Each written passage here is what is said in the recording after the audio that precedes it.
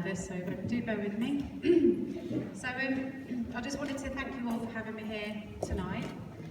My name is Natasha Goodman.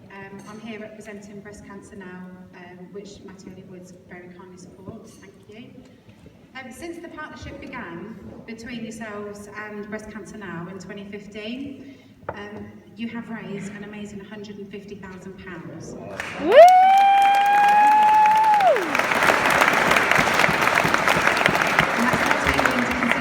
What's going to be raised tonight as well, so it'll be interesting to see what the end result is. So we cannot thank you all enough for that, as every bit of money raised helps us on our way to ensure that by the year 2050, no one dies from breast cancer, and we will live and live well. The aim that Breast Cancer Now have fills me with so much hope, not only for myself, but for my daughter, and for all the population. Things have progressed well from my first diagnosis in 2011 up until now. Already I have much confidence in my future. My journey began in April 2011. I was just 31. Can you imagine, if you closed your eyes, sitting in a room, feeling really lonely, although you have 4 other people sitting in the room with you? Those nurses are sitting there staring at you, knowing they know your fate.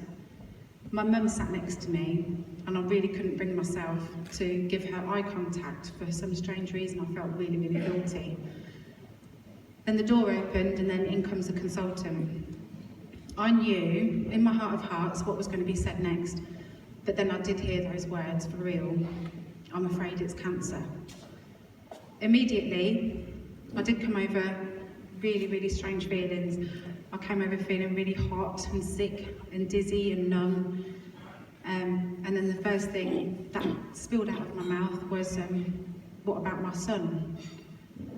I did associate death with the word cancer at the start. And the thought of leaving behind my 18-month-old at the time and my husband, it filled me with so much dread, knowing how to actually cope, and with my son growing up not actually remembering who his mum was. But very quickly that was replaced with determination and positivity. Very, very quickly I underwent a lumpectomy, an underarm node clearance as it had spread to my lymph nodes, 6 months of chemotherapy, 5 weeks of radiotherapy, and then a further 18 cycles of a drug called Herceptin, as my cancer was HER2 positive. Also, it was a stage 3 breast cancer, aggressive and invasive. So I really did pull the cat out of the bag with that one.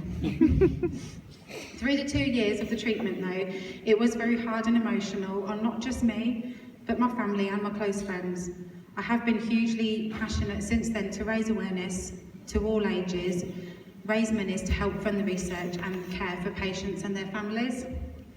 I've been lucky enough to have done some amazing things since then, including having my beautiful daughter Isabella, who is now 2.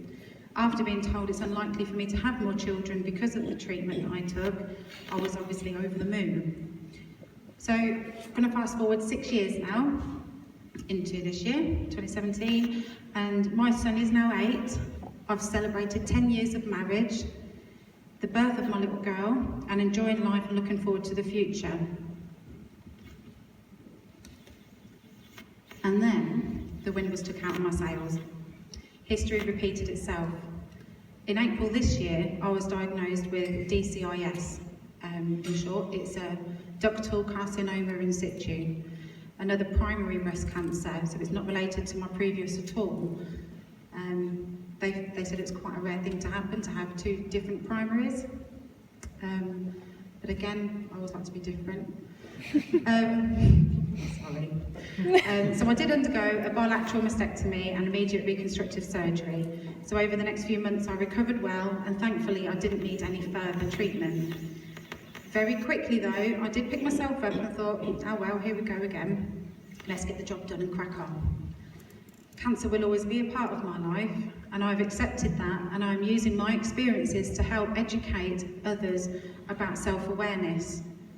Had I not gone to the doctors immediately after feeling the difference in my breast tissue on both occasions, I can guarantee I wouldn't be standing here now.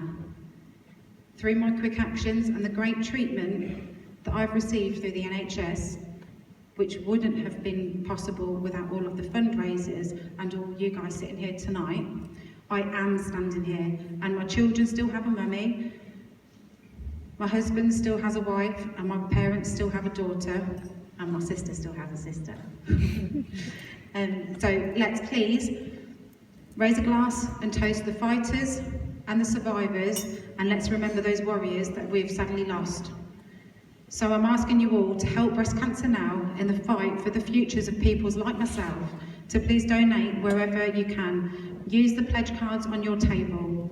Thank you all for listening, and thank you very, very much for supporting Breast Cancer Now.